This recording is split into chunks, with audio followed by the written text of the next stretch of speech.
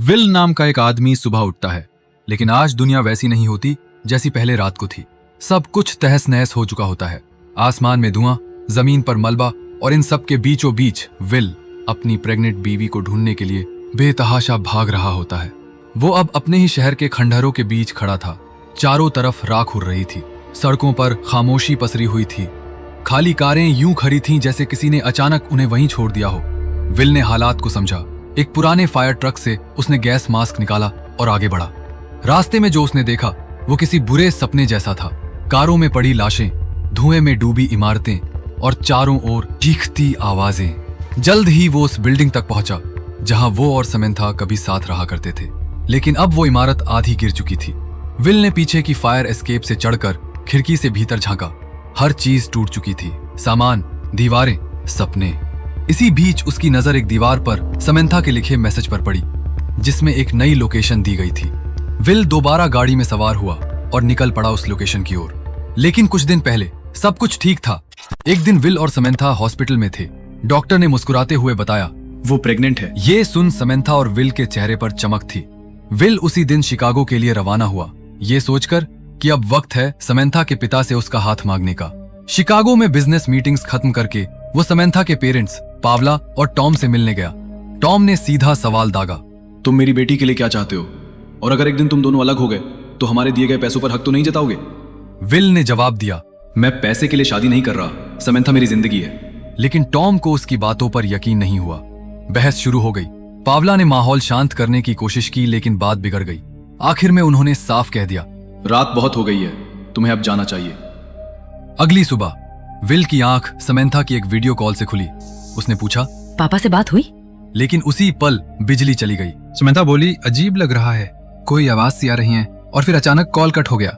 Will ने बार बार call किया, लेकिन कोई जवाब नहीं मिला। वो एयरपोर्ट पहुंचा तो वहां अफरा तफरी मची थी। सारी फ्लाइट्स कैंसिल। न्यूज चैनल पर ब्रेकिंग न्यूज, कैलिफोर्निया के पास भारी भूकंप। थोड़ी देर बाद तो सारे सिग्नल ही चले गए। एयरपोर्ट की बिजली भी गुल हो गई। विल ने तुरंत टैक्सी ली, ड्राइवर को एक मोटी रकम दी और निकल पड़ा समंथा के माता पिता के घर। घर पहुंचते ही विल ने सब कुछ उन्हें बताया।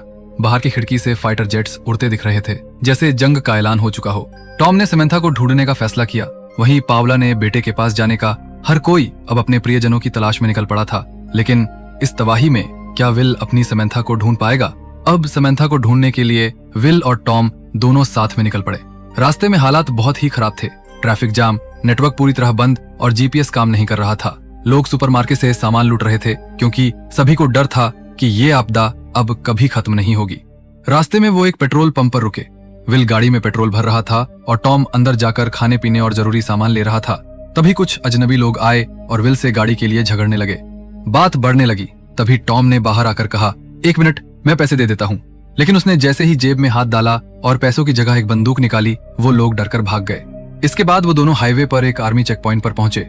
टॉम ने वहां मौजूद सैनिकों को समझाया, मेरी बेटी वहां फंसी है, मुझे नहीं पता वो जिंदा है या नहीं। एक पिता की अपील सुनकर सैनिक पिघल गए और उन्होंने उन्हें आगे जाने की इजाजत दे दी। रास्ते में उन्होंने देखा कि कई आर्मी ट्रक वेस्ट की तरफ जा रहे हैं, जिससे साफ लग रहा था कि हालात सच में बहुत बिगड़ चुके हैं। रात हो चुकी थी। एक जगह उनकी गाड़ी को एक पुलिस ऑफिसर ने रोका, लेकिन टॉम को तुरंत समझ आ गया कि ये असली पुलिस वाला नहीं, बल्कि कोई लुटेरा है जिसने पुलिस की गाड़ी हथिया ली है। जैसे ही आदमी ने बंदूक निकाली, टॉम ने गाड़ी रिवर्स में दौड़ा दी। वो आदमी भी उनका पीछा करने लगा। टॉम ने विल को बंदूक पकड़ा दी, पर विल को समझ ही नहीं आया। लेकिन विल ने किसी तरह पहली गोली चला दी। कुछ देर तक उनका पीछा चलता रहा। फिर टॉम ने गाड़ी घुमाकर ऐसा मोड़ लिया कि पीछे वाली गाड़ी का एक्सीडेंट हो गया। फिर आगे चलकर रास्ते में कुछ हिरन को बचाने के चक्कर में उनकी भी गाड़ी का एक्सीडेंट हो गया। तभी वो नकली पुलिस वाला दोबारा आ गया और विल को धमकाने लगा, लेकिन टॉम ने पीछे से हमला करके उसे बेहोश कर दिया। पर झड़प में टॉम की पसलियों में गंभीर चोट आ गई। किसी तरह उन्होंने उस नकली पुलिस वाले की गाड़ी का इस्तेमाल करके अपनी गाड़ी को बाहर निकाला। अगले दिन वो एक ट्रेलर पार्क पहुंचे। वहां के लोग अजनबियों पर भरोसा नहीं कर रहे थे, लेकिन एक गैराज में उनकी मुलाकात रिक्की से हुई। रिक्की ने टॉम और विल की हालत देखी और उनकी गाड़ी अस्थायी रूप से ठीक करने के लिए मान गई। उसने ये भी बता दिया कि गाड़ी ज्यादा देर नहीं चलेगी, बीच रास्ते में कभी भी रुक सकती है। उधर सरकार कोई जवाब नहीं दे रही थी। क्या हो रहा है किसी को कुछ पता नहीं था। आसमान में पक्षी अजीब ढंग से उड़ रहे थे। अब यह साफ हो गया था कि कुछ बहुत बड़ी गड़बड़ी हो रही है। टॉम जब वॉशरूम गया तो उसने देखा कि उसके जख्म और गहरे हो गए हैं। उसी वक्त जब उसे पता चला कि रिक्की कैलिफोर्निया जाने वाली है, उसने उसे एक डील ऑफर की, तुम हमारे साथ चलो, मैं तुम्हें पैसे दूंगा। तुम्हें भी उस दिशा में जाना है और अगर रास्ते में गाड़ी खराब हो तो तुम उसे ठीक कर देना। रिक्की थोड़ी देर सोचकर आखिर में मान गया। इसके बाद उन्होंने रिक्की के औजार गाड़ी में डाले और निकल पड़े। शाम के वक्त उन्होंने देखा कि एक गाड़ी उनका पीछा कर रही है। उन्होंने जल्दी से अपनी गाड़ी रोकी, लाइट्स बंद कर दी और चुपचाप बैठकर दूसरी गाड़ी के गुजरने का इंतजार किया। जैसे ही वो गाड़ी निकल गई, उन्होंने अपनी टेल लाइट्स की मदद से उसका पीछा करना शुरू किया। कुछ देर बाद रिक्की ने कंपास देखा। उसकी सुई बहुत तेजी से घूम रही थी। ऐसा लग रहा था जैसे धरती की मैग्नेटिक फील्ड में कुछ बड़ा बदलाव हो रहा हो। तभी एक और तेज रफ्तार कार उनके बगल से आई, लेकिन उसी वक्त जिस गाड़ी का वो पीछा कर रहे थे वो कार उस नई गाड़ी से टकरा गई और दोनों गाड़ियां सड़क से नीचे गिर गईं। विल ने पहले एक्सीडेंट वाली गाड़ी की जांच की, लेकिन उसमें कोई भी जिंदा नहीं बचा था। दूसरी गाड़ी में रिक्की ने देखा कि एक औरत मर चुकी थी, लेकिन उसके बगल में उसका पति अब भी जिंदा था। वो कुछ कहना चाह रहा था, लेकिन उसकी आवाज नहीं निकल रही थी। हालत बहुत नाजुक थी। रिक्की ने कहा हमें इसे हॉस्पिटल ले जाना चाहिए, पर टॉम ने साफ मना कर दिया। हॉस्पिटल बहुत दूर है, ये रास्ते में ही मर जाएगा। विल और टॉम वापस गाड़ी में आकर बैठ गए, लेकिन रिक्की अब भी बाहर खड़ी थी। वो लाशों को ध्यान से देख रही थी। तभी एक और गाड़ी वहां आकर रुकी। उसमें से कुछ अजीब और डरावने से लोग उतरे। टॉम तुरंत सतर्क हो गया और गाड़ी स्टार्ट करके तेज चलाने लगा, लेकिन विल ने उसे रोका। पहले रिक्की को ले चलो। टॉम ने झुंझलाकर रिक्की को बुलाया और जैसे तैसे उसे गाड़ी में बैठाया। जब गाड़ी चल पड़ी, टॉम बड़बड़ाया, अगर तू ना कहता तो मैं उसे छोड़ देता। यह सुनकर रिक्की को बहुत बुरा लगा। उसने गुस्से में कहा, अब मैं तुम्हारी गाड़ी ठीक नहीं करूंगी। अब थोड़ी देर बाद वे लोग पेट्रोल भरवाने के लिए रुके। तभी रिक्की और विल को आसमान में कुछ अजीब से बादल दिखे। अगले ही पल एक बिजली पास के पोल पर गिरी और जोरदार तूफान शुरू हो गया। गाड़ी चलाना मुश्किल हो गया। हेडलाइट्स ऑन होने के बावजूद कुछ दिख नहीं रहा था। टॉम ने फैसला किया कि जब तक बारिश रुके वे पुल के नीचे रुकते हैं। अगली सुबह मौसम साफ था। ट्रिप फिर से शुरू हुई। जब वे एक रेडियो टावर के पास से गुजरे तो कार ने रेडियो सिग्नल पकड़ लिया। एक रिपोर्टर की आवाज आई, देश भर में इंटरनेट सेवा बंद है, मोबाइल नेटवर्क भी नहीं है, सरकार से कोई संपर्क नहीं हो पा रहा। फिर थोड़ी देर बाद वे एक छोटे शहर के बाहर पहुंचे। वहां लोगों ने सड़क ब्लॉक कर रखी थी। शेरिफ ने उन्हें अंदर जाने से मना कर दिया, लेकिन विल के कुछ जान पहचान वालों के नाम बताने पर शेरिफ ने उन्हें शहर में घुसने दिया। विल अपनी पुरानी दोस्त मैग के घर गया। मैग बहुत परेशान थी। उसका पति बिजनेस ट्रिप पर गया था और अब कोई खबर नहीं थी। वो लगातार रो रही थी। विल ने उसे दिलासा दिया, सब ठीक हो जाएगा, हिम्मत रखो। उधर रिक्की ने गाड़ी चेक की और टॉम ने पानी की बोतलें भरी। फिर वे तीनों आगे के सफर पर निकल पड़े। कुछ दूर जाकर उन्होंने आसमान में धुआं देखा। पास पहुंचने पर दिखा कि एक मिलिट्री का हवाई जहाज क्रैश हो गया है। सबको लगा शायद किसी ने देश पर हमला कर दिया है। वे एक पुराने वाटर पार्क में रुके ताकि जरूरत का सामान ढूंढ सके। तभी एक मिलिट्री हेलीकॉप्टर ऊपर से गुजरा। वे लोग सामान इकट्ठा करने लगे, लेकिन पता चला कि लोग पहले ही सब लूट चुके थे। पेट्रोल के कुछ डिब्बे मिले जिन्हें वे भर सकते थे। टॉम अपनी चोट की वजह से भारी सामान नहीं उठा पा रहा था, तो विल ने जिम्मेदारी ली। रात को वे जब एक एंटीना के पास से गुजरे तो उनके फोन में अचानक से नोटिफिकेशन आने लगे। टॉम के फोन में समंथा के वॉइस मैसेज आए। वो कह रही थी, टॉम मैं तुमसे बहुत प्यार करती हूँ, मैं ठीक हूँ, मुझे ढूंढ लेना। लेकिन आवाज में बहुत खड़खड़ थी और फिर अचानक मैसेज बीच में ही बंद हो गया। टॉम ने अपनी पत्नी पावला को फोन करने की कोशिश की, लेकिन नेटवर्क नहीं था। तभी उन्होंने देखा कि रास्ते के किनारे बहुत से लोग खड़े हैं और सब बुरी तरह खास रहे हैं। दूर कहीं से धुआं उठ रहा था। जैसे ही वे पास पहुंचे, उन्होंने देखा कि पूरा इलाका जल रहा था। हर जगह आग फैली हुई थी। ये देखकर रिक्की डर गई और बोली, हमें वापस चलना चाहिए। लेकिन विल ने हिम्मत दिखाते हुए कहा, अब लौटने का कोई रास्ता नहीं बचा, और उसने गाड़ी की स्पीड तेज कर दी। जब वे उस जगह से गुजर रहे थे तो गाड़ी चारों तरफ से धुएं और राख में घिर गई। थोड़ी देर बाद एक औरत रास्ते में मदद मांगती नजर आई। उसकी गाड़ी एक तरफ खड़ी थी और उसका टायर पंचर हो गया था। विल और रिक्की को उस पर तरस आ गया और वे उसकी मदद करने ही जा रहे थे कि अचानक कुछ लोग बंदूक लेकर झाड़ियों से बाहर आ गए। असल में उस औरत को झूठ बोलने और लोगों को फंसाने के लिए मजबूर किया गया था। वो लोग पेट्रोल चुराने आए थे। विल ने उन्हें रोकने की कोशिश की, लेकिन एक आदमी ने उसे आसानी से जमीन पर गिरा दिया। टॉम ने बंदूक निकाली, पर अपनी टूटी पसलियों के दर्द की वजह से वो वहीं गिर गया। फिर उन लोगों ने रिक्की को जबरदस्ती पेट्रोल भरने को कहा और पेट्रोल के डिब्बे चुराकर भाग गए। तीनों वापस गाड़ी में बैठे। विल ने उस औरत को भी साथ चलने को कहा, लेकिन उसने मना कर दिया। अब वे लोग अपनी गाड़ी से भाग रहे थे, लेकिन पीछा करने वाले फिर आ गए। धुएं और अंधेरे के बीच उन्होंने गाड़ी से गोलीबारी शुरू कर दी। विल ने अपनी गाड़ी से उनकी गाड़ी को जोर से टक्कर मार दी।